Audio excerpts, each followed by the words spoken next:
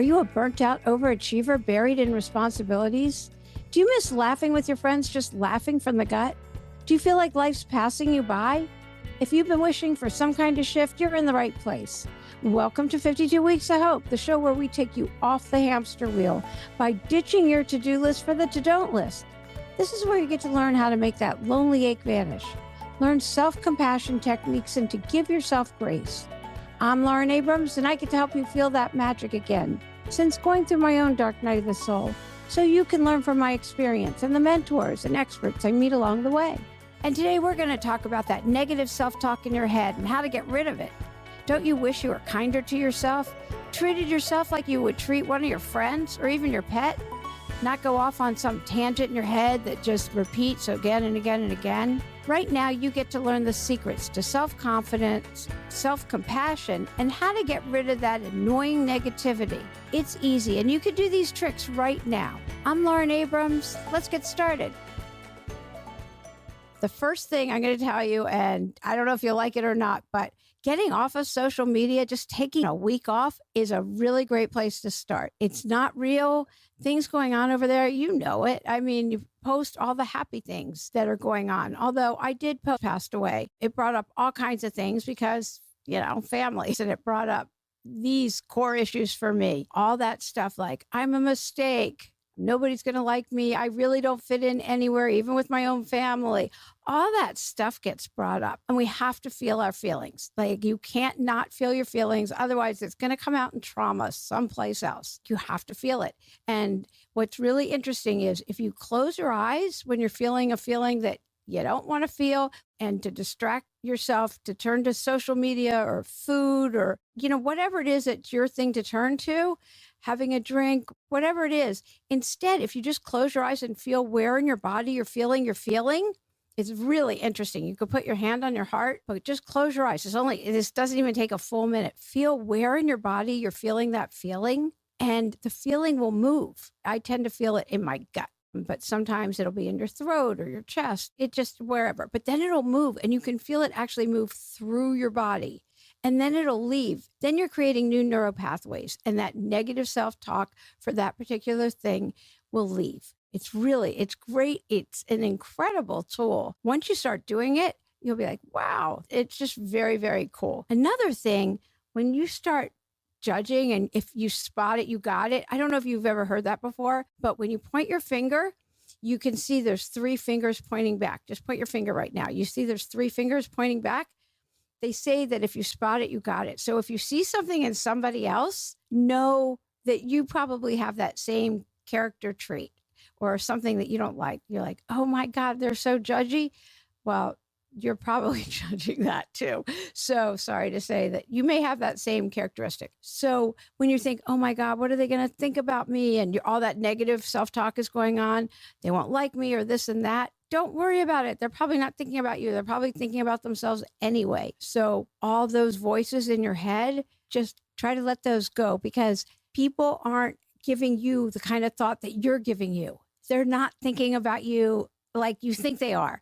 Most people are just thinking about themselves and their life. They're not spending their time thinking about you. I've never thought of a nice way to say that. I think it comes across probably really harsh, and I don't mean it to be. I would get all consumed. What do they think? Or like when I started the podcast, what are people going to think about me starting a podcast? Nobody's thinking about me. Nobody has been like, who are you to start a podcast? And now I just put it out there. It's just people of a certain age that didn't grow up putting themselves all over video, TikToks, Reels, Instagram, and all that. Be like, I'm not putting myself on there, but nobody's paying attention anyway. Nobody's giving it any thought. So the definition for humility that I was given is humility isn't thinking less of yourself. It's thinking about yourself less. I always like that. And doing affirmations, looking in your eyes in the mirror, not at your hair, or how does this look, or I have a wrinkle here, none of that, but looking in the mirror and saying out loud, I am great. I love you. I am healthy. I'm so grateful and thankful that I'm so healthy. I'm so grateful and thankful that the universe has my back. Any affirmation that feels right for you, not something that doesn't resonate, but an affirmation that resonates for you. I'm being the best me today I can possibly be. I feel joy in this moment. My body doesn't define me, and I'm grateful for this body. Whatever kind of affirmation works for you. So spending less time on social media will definitely help with that negative self-talk and giving yourself compassion. Affirmations is the second thing. And instead of thinking less of yourself, thinking of yourself less. So those were three things I think I kind of combined. So number one was less time on social media. Number two, affirmations that feel right for you, that resonate for you. And number three is instead of thinking less of yourself, think about yourself less. And doing some grounding, go and put your feet in the earth. I don't know the scientific principle for this. Maybe Native Americans could probably explain it better than I ever could, but there's something about grounding, putting your feet actually in the earth outside that does wonders. Also, just putting a smile on your face right now, just put a smile on your face. That will release endorphins, both those things. Getting outside, grounding, and putting a smile on your face will release endorphins, even if you don't feel it. Just that. But when you do grounding, you realize the earth and the world are so much larger than you, and that can stop you from that spiraling down into the, oh my gosh, I'll probably mention these because for me, it's, I don't fit in. I don't know why I'm here. And then it'll be the fear that nobody's going to like me. And who do I think I am anyway? And all of those kinds of things. And then when you do these kinds of tools, you'll find that you can give yourself compassion and patience and kindness, and you can have your heart open and be there to receive the good that's there, because whatever you focus on grows. And I heard that whatever you're practicing the most of, that's your go-to. And you're going to start going to the, oh, I'm doing the best I can. Oh, I'm doing great. Look at me. I'm doing this. So when you're focusing on the good more often than that negative, oh, I suck and all of that. And when you do the I suck, give yourself an equal weighted positive compliment. I am doing the best I can. I do the best I can each day. Instead of I'm stupid, I'm doing the best I can. I'm human. I made a mistake. I got a phone call from someone beating herself up about how she did X, Y, and Z. I said, oh, so you made a mistake? Like, that's all it was. And that whole perfectionist thing. I mean, I love the episode, one of the earlier episodes where the coin of perfectionism is procrastination, because people are so afraid of making a mistake, they don't even want to start. I still play with that one in my mind. I'm not sure if that's true, but everyone makes mistakes. Okay. That's part of being human. So what? Keep going and just give yourself the same compassion that how you would talk to your friend. You would tell your friend, that's okay. Keep going. Everyone makes mistakes. Think of how you would talk to your friend. I could hear my friend in my head tell me how great I am. And so think of how you would talk to a friend. And if your friends don't talk to you that way, you need new friends. If you need an episode on that, I can tell you exactly how to go and get some new friends, because I've been learning that myself as my kids have now both gone off to college. Well, one graduated, and I've had to learn how do I get new friends and get new communities, and I have to put myself out there again and do things like that so that I have things to do. It's not that hard. It's just a matter of putting myself out there again and making an effort. So the more you focus on the good and do these kinds of things, the higher vibrating people, and you get to attract really great quality people into your life. Really, it's a privilege, the kind of people that you get to attract when you're focusing on the good and you know the universe is friendly, the future is friendly, and you focus and you concentrate your attention that way. I love the message of hope that Eric, the trainer, gave about how during the period like we've just been going through in our history, there's so much artistic and just, listen to his episode. It was so motivating. Anyway, but I love when people say, oh, I should be further along right now. Like, says who? On whose timeline? My father, in his last 15 years, accomplished more as far as giving back and doing for others and having people feel heard and seen, because that's really what people want. They want to feel heard and seen. And I don't know, everyone felt like they were special. That's the message that kept coming back. So, I mean, I did, of course, because I was his daughter. So, but everyone felt like that. So I want to know, there must be a formula for it. And when I find out what it is, I'm going to tell you, because I know if you put down your cell phone and when you're having a conversation, that definitely helps people feel heard and seen. But there's some way he did it that really made people feel special. So I'm not sure exactly what he said to people that they all felt like they really had that special connection with him, that many people. but I want to know when you're talking to somebody, you're 100% there and you ask a lot of questions and you genuinely listen, but there's something else. Maybe you say, this is just between us. If you say that, maybe that makes them feel special. You can tell me what you think it is, that there's got to be something where this many people think they have a special connection. But anyway, I should be further along by now. I mean, I just don't buy that at all, because like, who says there's no timeline? You're exactly where you're supposed to be when you're there. There just is no such thing. Everybody goes through hard times. Everybody goes through really hard times.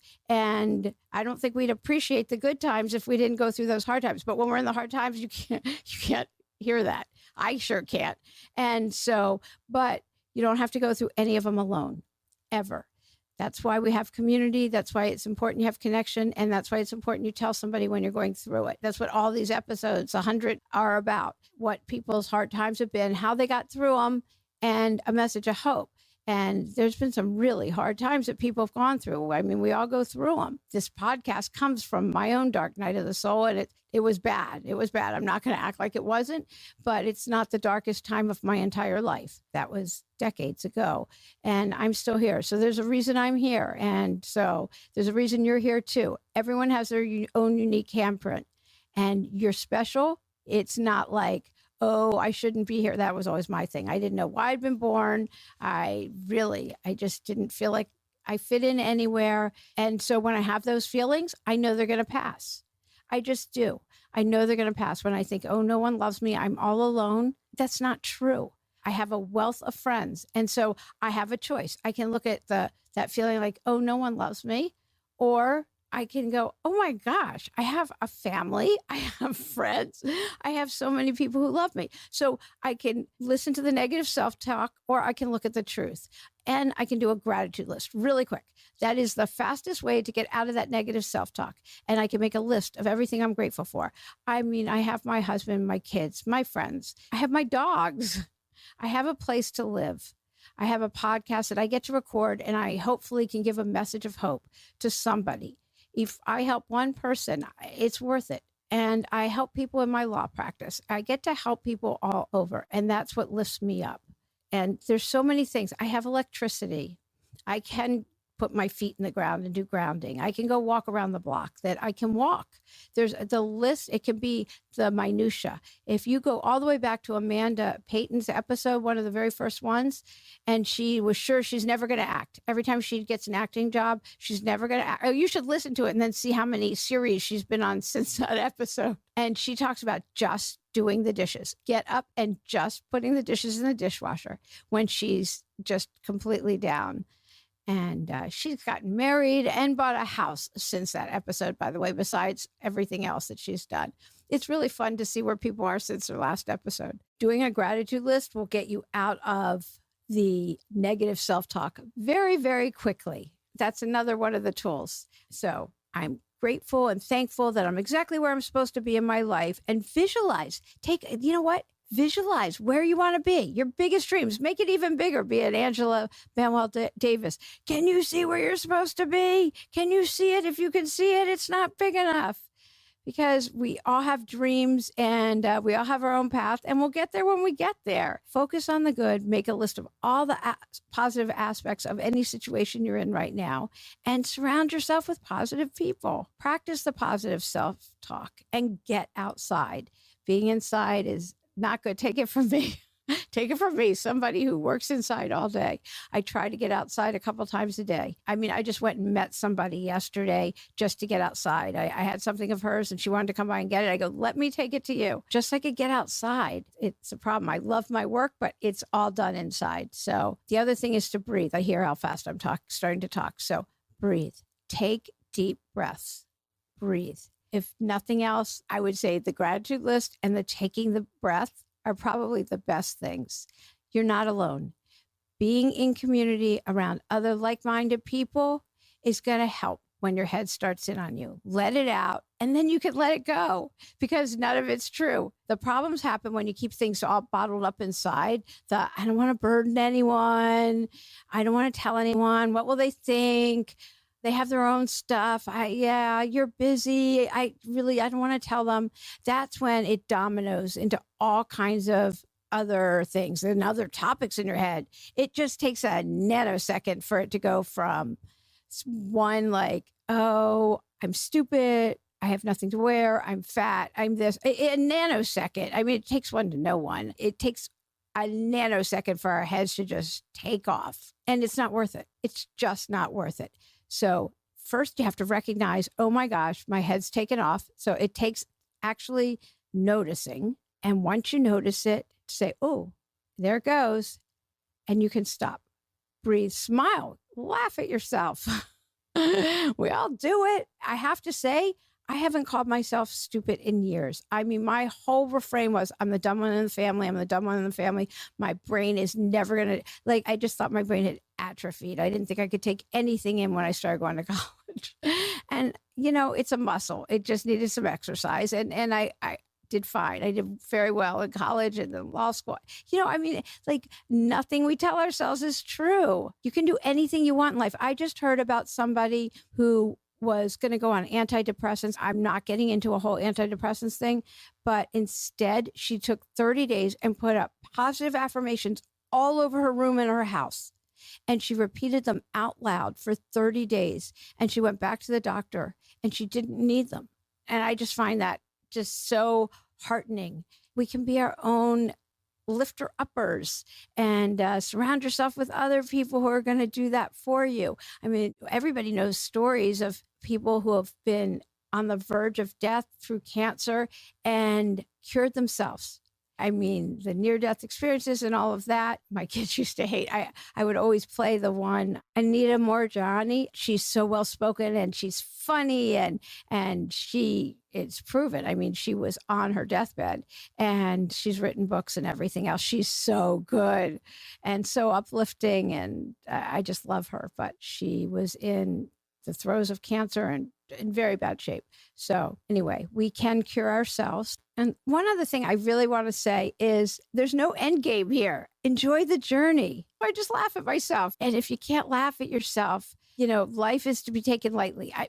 There's Auschwitz survivors who are still alive and they're interviewed and you talk to them, they're like, if I'm still here, there's a reason and that I'm supposed to be here and I'm just going to enjoy it and I'm going to laugh because we have to laugh. It's just so important. So surround yourself with people who make you laugh and don't let your head tell you otherwise. You're great. You're great. You have a unique handprint. You're here for a reason and you have something to give to so many people. Everyone does. You're not an exception. You have something so beautiful to give. So give yourself that patience, give yourself compassion, give yourself grace, and give yourself love. You are so lovable. Keep going. Just keep going. You're amazing. You've got this. You do. I hope you enjoyed this week's episode and take with you the messages of kindness, compassion, and self-confidence. Such great messages to take into your week ahead. I hope you enjoyed this conversation as much as I did. If you have any thoughts, questions, or just want to say hello, I would love to hear from you. Remember, you can always catch up on previous episodes and stay connected on social media. We're on Instagram, LinkedIn, YouTube, and Facebook at 52 Weeks of Hope. To join the 52 Weeks of Hope community, it's at 52 Weeks of Hope, or go to the website at 52weeksofhope.com. Be sure to tune in next week for an amazing episode all about finding inspiration, powerful lessons to overcome self-doubt, and finding your authentic purpose. Do you ever feel like you just want someone to tell you what to do, to give you the answer already? You're going to get that. That's next week's episode. It's so good. You're going to love it. I'm so grateful to all of you for listening.